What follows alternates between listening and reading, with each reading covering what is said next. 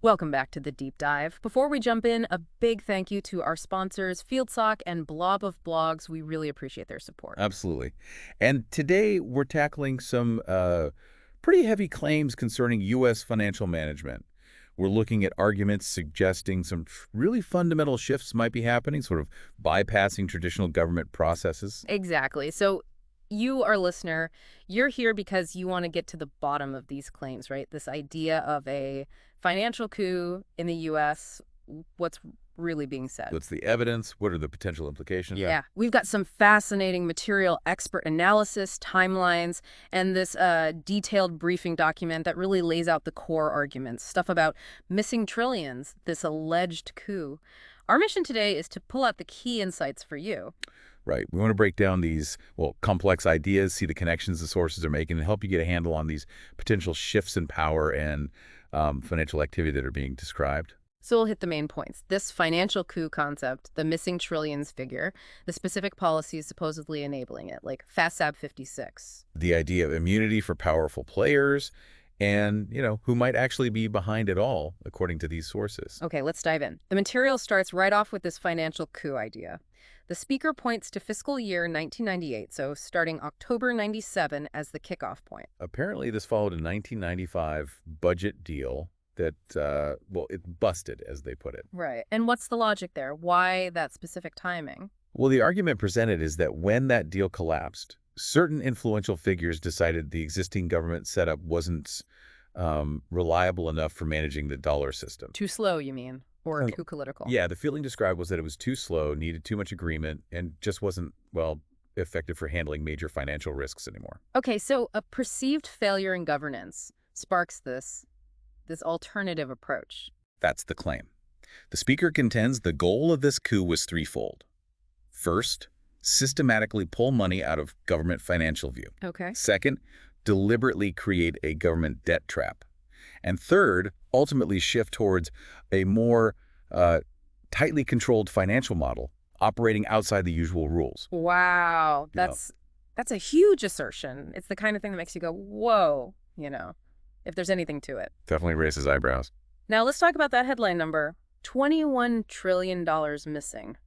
Or, well, undocumentable. Where does that figure actually come from in these sources? So the sources cite reports, apparently from within U.S. government financials themselves, showing $21 trillion of undocumentable adjustments accumulating by 2015. Undocumentable adjustments. So it's important to stress this isn't necessarily saying $21 trillion in cash vanished, right? Exactly. That's a key clarification the speaker makes, too. It's described more as, bookkeeping discrepancies, adjustments made without the proper paperwork trail. So think accounting anomalies rather than a literal pile of missing money. Though the speaker does concede the actual cash amount could be different, maybe higher, maybe lower. Correct. The speaker mentions collaborating with Dr. Mark Skidmore on research that highlighted this figure. It's presented as a major red flag, indicating huge sums unaccounted for within the official system. It certainly flags questions about transparency, doesn't it? 21 trillion, just wrap your head around that. It's astronomical. Okay, so we have the alleged coup, these massive undocumented sums. How?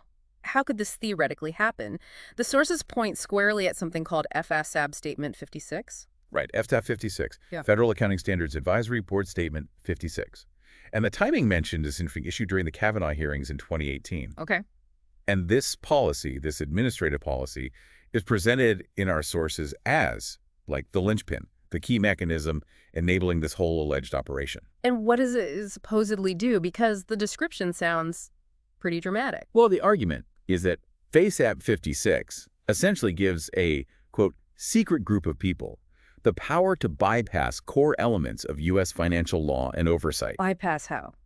Specifically, the claim is it asserts that constitutional provisions, laws, regulations about budgeting, about disclosure, they don't necessarily have to be followed to the letter. Wait, so an accounting standard supposedly grants permission to ignore financial laws and the Constitution? That seems extraordinary. It is precisely the interpretation being presented. Yeah. The source argues it allows money to be moved out of sight, out of the financial disclosures for, 24 federal agencies, about 150 other government entities? And it extends beyond government. Yes, because of classification laws, national security secrecy.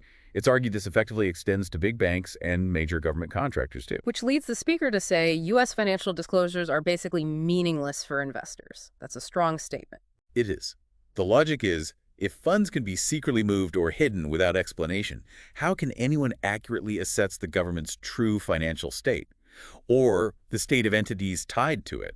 It's like trying to invest in a company that keeps a secret set of books. You just can't know the real picture. Precisely. It paints a picture of, well, a potential shadow financial system. Okay, this connects to another point in the material.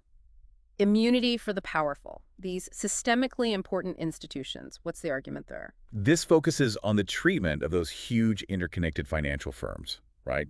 The ones deemed too big to fail, identified by bodies like the Bank for International Settlements, the BIS, or the Financial Stability Board. Like during the 2008 crisis. Exactly.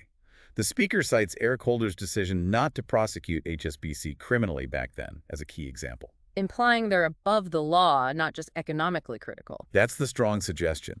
The speaker talks about a potential formal kickback system, where instead of facing real legal consequences, these institutions might just pay large fines, like a cost of doing business, to the DOJ. So penalties, but perhaps not accountability in the traditional sense for individuals involved. That's the contention. A system where the rules apply differently at the very top. And this ties into sovereign immunity, too. How so? Well, the idea put forward is that the kind of immunity enjoyed by international bodies like the BIS gets sort of extended, maybe through the New York Fed, to giant domestic banks like J.P. Morgan, Bank of America, particularly in their dealings with government money. Creating like an international shield. Yeah, an international overlay, the speaker calls it, of organizations with various immunities, potentially putting them beyond the reach of purely domestic law in some contexts. Which inevitably leads to the question, if this is happening, who's running the show? Who is this Mr. Global figure the speaker talks about? Yeah, this is where it gets maybe more interpretive. The speaker points to the central banking bureaucracy, the BIS, central bankers, as the primary managers of this alleged debt and transaction system. So the administrators, the technocrats. Kind of the operational layer, yes, but not necessarily the ultimate owners or decision makers. Okay, so who are they then? The speaker calls them intergenerational pools of capital. Think vast, long-held concentrations of wealth passed down, often anonymously. Hidden wealth. The idea is the truly powerful capital is often untraceable, the name's unknown. The speaker even jokes, if you recognize the name, they're probably not at the very top tier. Very opaque. And the sources gives an example, right? Harvard's endowment. Yes. Harvard's endowment is presented as a case study.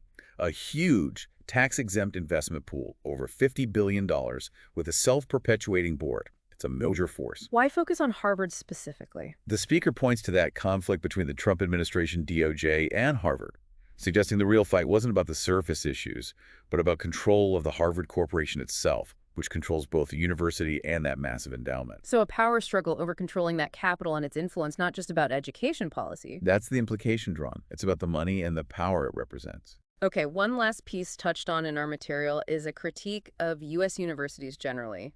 What's the argument there? The speaker basically argues the U.S. university system is bloated, has lost its way, and is maybe a terrible investment for parents now. Why? What's the failure point, according to this view?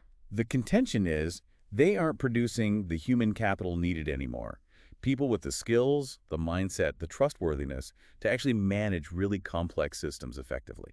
How does that link back to the bigger picture we discussed? Well, the speaker connects it to difficulties in global management, suggesting a lack of what they call agreement-capable people, individuals who can build trust, collaborate effectively long-term across different groups and nations.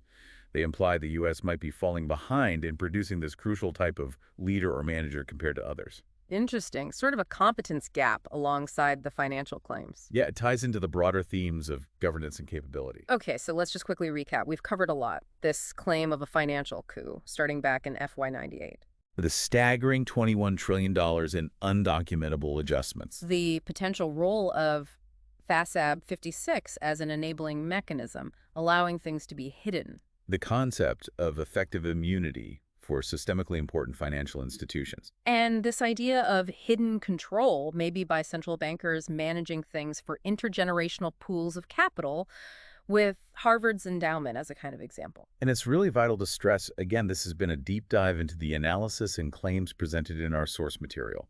These are complex, often controversial interpretations. Absolutely. Not necessarily settled fact, but the arguments being made. It definitely leaves you thinking, though, about the potential impact if claims like these were true on transparency, trust in institutions, the very nature of governance. Which brings us to a final thought for you, the listener. Given these arguments about hidden finances and unaccountable power, what does it really mean to be well-informed today? And what further questions does this deep dive raise for you personally?